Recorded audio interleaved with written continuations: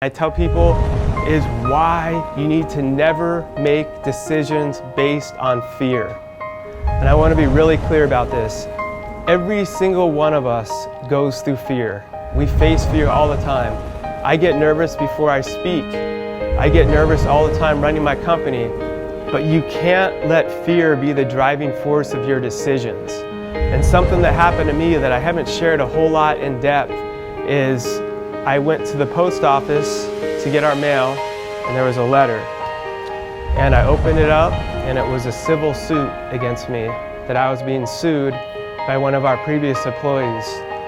A civil lawsuit. They said it was for discrimination, that we had fired her because she was a female, and because I was a male, that I was sexist against females, which was completely contrived, by the way. Our company serves individuals with special needs.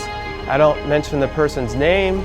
She had been stealing money from our clients with special needs, which we actually had on video, and then said, F you, so I just flipped off, but that's what she did, to we need the swear jar, and I would have just had to contribute to it. But she said F you to my sister, who by the time was the co-owner with me.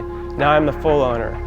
So it's funny that we were sexist in making our decision and discriminating when my sister is a female and we were 50-50 co-owners. But I had a choice to make. My lawyer was telling me, you can't fire her yet. You have to keep her on, because if you fire her, they're gonna look at it as you lashing out against the civil suit. And I'm like, but she's stealing money from our clients with special needs. Like, I can't ethically have her doing that. And what's she gonna do to them next? Like, I'm not okay with that. And so I really had to think about it, and the lawyer said, well, if you do that, what if she countersues? And so I thought about it, and that's the 24-hour rule. Like, when you're going through these things, don't allow your feelings to drive your immediate decision.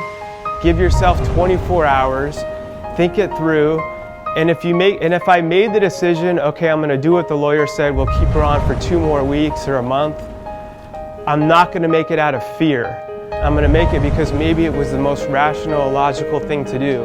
For me, I fired her the next day because I decided if she does that, it's not okay. It's not okay for my culture. It's not okay for the clients that we represent. And what everyone here understands is you build your company from the ground up, like that's your baby. Like we have the sword here, you have to protect your baby.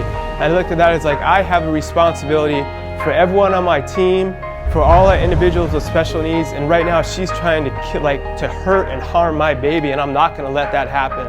And I'm not gonna allow fear to drive my decision. So we fired her. We had to go through a year process of this civil lawsuit. It was a year, like every day. And what I wanna lead into that in leadership is like F-bomb when you think about passion.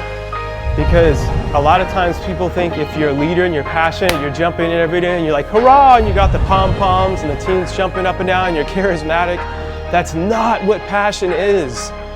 It's being committed, like day in and day out. It's days, like Eric Thomas, I love him. He came and spoke to my company. Him and I are friends. He says, I don't need no alarm clock to wake me up.